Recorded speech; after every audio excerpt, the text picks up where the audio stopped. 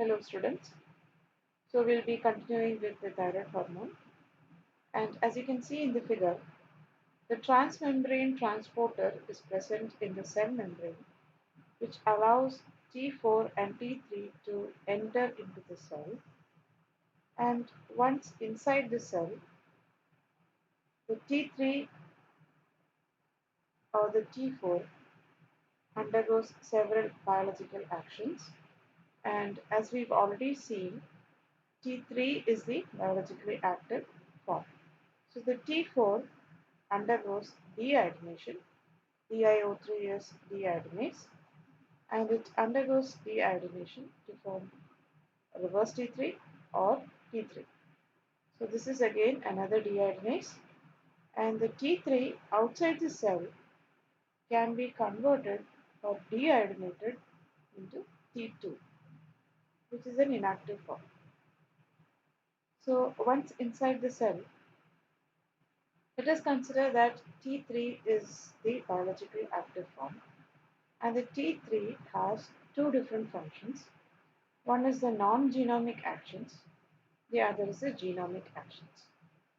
So non-genomic actions include changes in plasma membrane ion currents, activation of survival pathways like PI3K, AKT, and suppression of the P38 MAP kinase pathway. Another non-genomic action is decrease in the oxidative stress in mitochondria. Now considering genomic actions, the T3 will bind to the thyroid receptor or the T3 receptor, and the T3-TR complex binds to the T3 response element or the thyroid response element in the nucleus, and this binding activates several gene expression studies,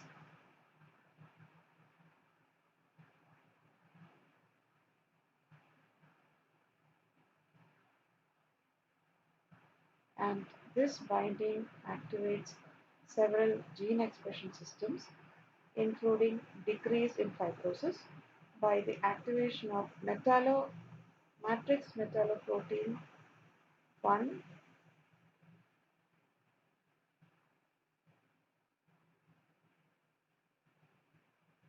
decreased fibrosis by activation of the MMP1 and MMP2 expression. MMP is the matrix metalloproteinases, and a repression of the COL1A1 expression. So COL1A1 is actually collagen. Second is the enhanced calcium transients, which includes the activation of an ATPase system and the repression of the PLM expression. Third is enhanced contractility of the cardiac muscles due to the activation of MYH6 and repression of MYH7. MY stands for myosin. And finally, mitochondrial biogenesis through the activation of PGC1A and TFAM expression. So these are the different actions of the thyroid hormones. So considering the metabolic fate of the thyroid hormone, you can see that T4 is converted to T3 by deiodination. T4 is also converted to reverse T3 by deiodination. So we've already seen this. Now other fates of T4 includes conjugation with sulfate and glucuronide to form T4S or T4G, ether link cleavage to form diiodotyrone and iodine and hydroquinone. So the iodine is one of the iodine molecules are released, and deamination coupled with decarboxylation causing the formation of tetrahydropyroacetic acid, tetrac, more commonly called as tetrac. So these are the different fates of thyroid hormones. So next section is on the regulation of thyroid hormones. So the thyroid hormone synthesis and secretion can be regulated by two major mechanisms. One is called an autoregulation mechanism, that is the rate of iodine uptake and the incorporation into thyroglobulin is influenced by the concentration of iodine that is available. So if you have low iodide levels, it increases the iodine transport into follicular cells, whereas if it has high iodide levels, it decreases the iodine transport into follicular cells. So negative feedback regulation of iodide transport by iodide itself. So low iodide levels, higher transport into the cell, higher iodide levels, lower transport into the cell. The second regulation is by the hypothalamus and the anterior pituitary, which is mediated by two hormones, the thyroid stimulating hormone and the thyrotropin releasing hormone.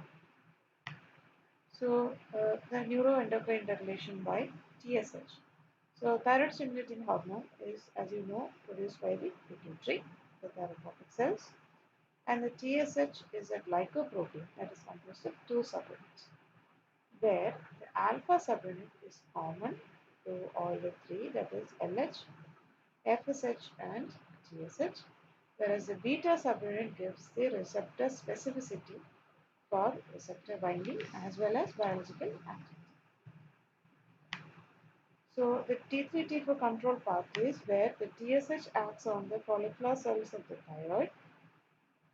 So this is the TSH acts on the follicular cells of thyroid to increase iodide transport into the follicular cells, increases production and iodination of thyroglobulin, increases endocytosis of colloid from lumen into follicular cells. Okay. So as a result, the T4 T3 production and secretion is increased, and the T4 T3 can itself produce feedback inhibition of TSH as well as TRH.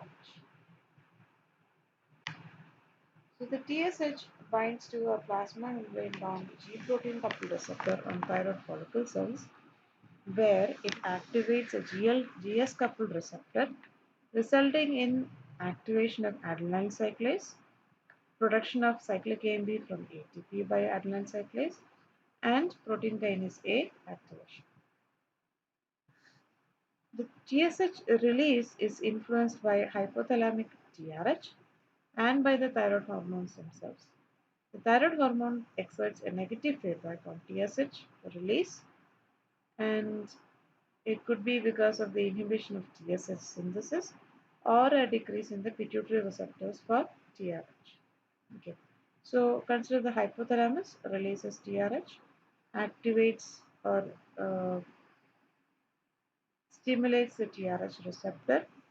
As a result, the TRH receptor should present on the pituitary should activate TSH synthesis. Presence of T3 or T4 will produce an inhibition of both TSH synthesis as well as TRH receptor expression. So regarding the regulation of the TSH release, the regulation is caused by the TRH, which is produced by the hypothalamus. So the TRH again acts through a G protein coupled receptor, but it activates the PKC pathway. Okay, so the phospholipase C is activated, which cleaves phosphoridyl inositol diphosphate into IP3, that is inositol triphosphate, and diacylglycerol. Inositol triphosphate increases intracellular calcium reserves and activates the calcium dependent calmodulin protein kinases, or the calcium cadmolin dependent protein kinases, whereas diacylglycerol activates the protein kinase C pathway. The thyroid hormones also produce inhibition of the TRH synthesis. So consider the pituitary thyrotropic cell. This is the thyrotropic cell, and this is the TRH, which is bound to a TRH receptor, and the TRH receptor is activated, which converts the phospholipase C is activated, which converts phosphatidylinositol diphosphate to diacylglycerol and IP3. IP3 increases the intracellular calcium reserves. Diacylglycerol activates protein kinase C. Together, the protein kinase C and the calcium reserves activates the TR gene expression to form TSH mRNAs. So both the alpha subunit and the beta subunit.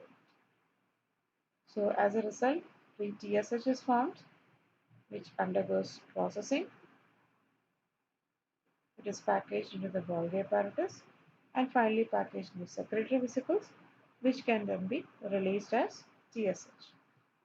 And the gene expression of the thyroid receptor also uh, inhibits the TRH mRNA for synthesis of TRH, and there is a down regulation of both TRH receptors. So the TSH stimulates aniline cyclase to produce cyclic AMP, which increases metabolic activity required to synthesize thyroid globulin and generates peroxide. The TSH stimulates both iodine uptake and iodination of tyrosine residues on thyroid.